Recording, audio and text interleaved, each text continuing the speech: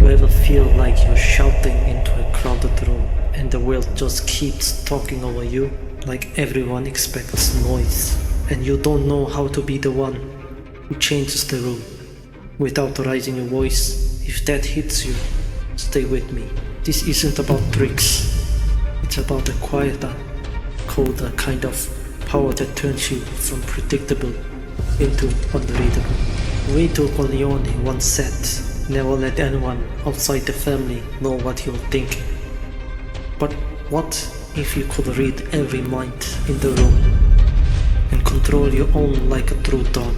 Today, I'll reveal the psychological secrets of the Mafia that will change how people see you and how you see yourself.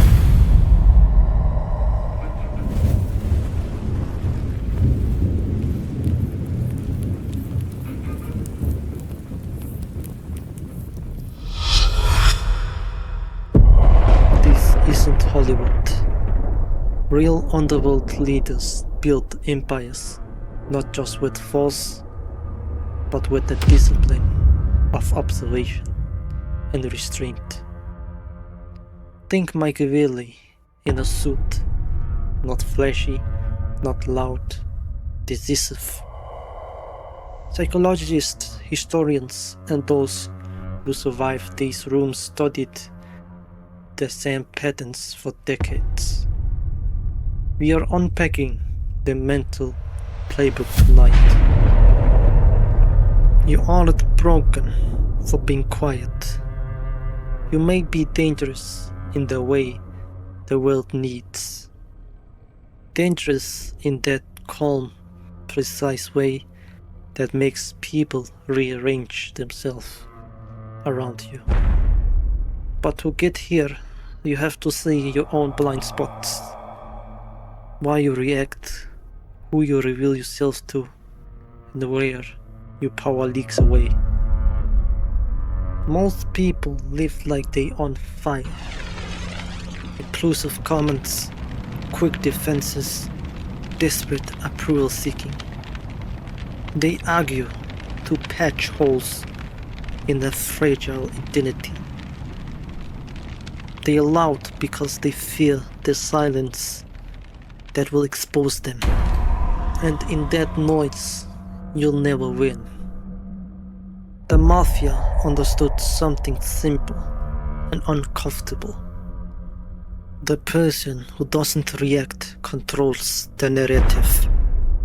That's where the advantage sits, in stillness, in the pause. A real Mafia boss never lets emotions control his next move. Here's the secret. Vito Corleone waited to strike even when everyone wanted revenge. Why? Because reacting in anger gets you killed, or worse. Science proves it. When you're angry, your brain's logic center shuts down. Smart bosses use the 24-hour rule. Never act when emotions are high. This isn't just Mafia wisdom. It's survival psychology for your life, your job, your relationships. Next time someone disrespects you, don't react. Wait, plan, respond like a don, not a pawn. Master your mind like a boss. Comment patience if you want more Mafia psychology. There is a kind of intelligence that isn't safe. Not diplomas, not debate trophies. It's the kind that rewrites the rules while everyone plays the old game. Machiavelli admired it because it isn't about being liked, it's about being effective. Plato talked about shadows and forms, the world we accept and the deeper reality underneath. Nietzsche whispered that power often hides behind gentleness. All those threads stitch one thing: mastery of perception. Picture the room, laughter airborne, people straining for attention. Then someone steps in who isn't trying to be seen. Suddenly, conversations trip over themselves. That is presence. Presence is a sharpened mind made visible. It's not wealth or vanity or volume. It's a mind that has become a weapon in the best possible sense. Precise, reserved, unseen, until it decides to act. Every mafia boss knows these three betrayal signs. Semi, the bull Gravano, betrayed his boss after 20 years. The signs were always there. Sign number 1. Sudden over loyalty. Guilt in disguise. Sign number 2. Asking questions they never cared about before. Sign number 3. Dodging eye contact during big moments. Psychologists say these are red flags in any relationships. Spot these signs in your circle, work, friends, family. Protect yourself like a boss. Which betrayal sign have you seen? Drop it in the comments. Let's keep each other sharp. Here is an uncomfortable truth. Being seen terrifies people more than being hated.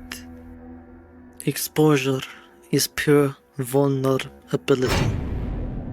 When you learn to read the micro expressions, the little delays, the blink, the shift in breathing, you begin to see the truth behind their words. Nietzsche said that people hide their weakness behind noise and fury. When you stop feeding the noise, you force the truth into the light. Why do mafia bosses command respect without a word? John Gotti's presence was legendary. It wasn't just fear, it was pure psychology. Here are the 3 tricks. Move slow. Fast means nervous. Hold eye contact. Shows dominance. Speak last. Let others reveal their cards first. These aren't crimes. They are leadership hacks. Try these tricks in your next meeting, interview, or even at home.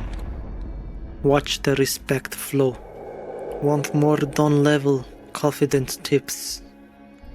Comment respect if you're ready to level up. If Machiavelli walked into your life today, these are the 5 traits he quietly insists you master. The first trait is emotions are data, not orders. You don't suppress feeling, you study it. Anger becomes analysis. Fear becomes foresight. Sadness becomes tragedy. When others explode, you observe. Your silence suddenly weighs like a verdict. The second trait is to focus on analyzing people instead of judging them. Not cruelty, accuracy. The trembling hand, the delayed answer, they tell stories. You don't need confessions when you read the body's truth. The third trait is to make silence a weapon. Human beings hate gaps. Fill them wisely. Hold eye contact. Let them bleed words. They'll talk themselves into the decisions you want them to arrive at. The fourth trait is to punish with absence, not noise. When someone breaks The trust ledger. Don't yell, withdraw, disappear, remove access. The person used to noise will panic without it. Absence is a slow, corrosive truth. The fifth trait is to reveal 60% and hide 40%. Let people feel they figure you out. They'll relax. That relaxation is where mistakes lives. When they are sloppy, you own the game. Simple? No. Effective? Devastatingly. Most men lose their strategic mind the moment feelings arrive. They trade leverage for explanations, for proof, for apologies. The dangerously intelligent man treats every relationship like a negotiation. Every silence is data. Every apology is currency. He doesn't make people love him. He makes proximity to him valuable. That's why they behave differently around him. Not by force, but because the rules of interaction are changed. Combine these tactics and you're not just surviving, you're steering. This power reveals your life's architecture.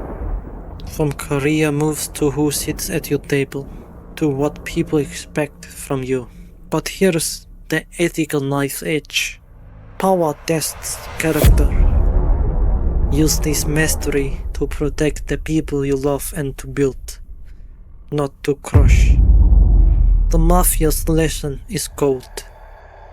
Control is amoral. You decide the morality. The endgame is not revenge.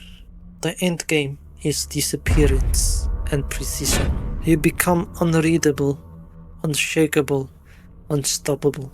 Like the fox Machiavelli admired. You don't roar like a lion. You move where no one expects, and you leave no fingerprints. You become someone whose absence is a sentence, whose silence is a verdict. That's that dangerous intelligence that school won't teach. I have 4 actionable steps that I want you to do starting from today. The first thing is, in the next conversation, speak 30% less. Ask one extra question. Watch what they reveal. The second thing I want you to do is to practice the 24-hour rule twice this week. No decisions in heat. The third thing I want you to do is, when hurt, remove access before you text. Create distance.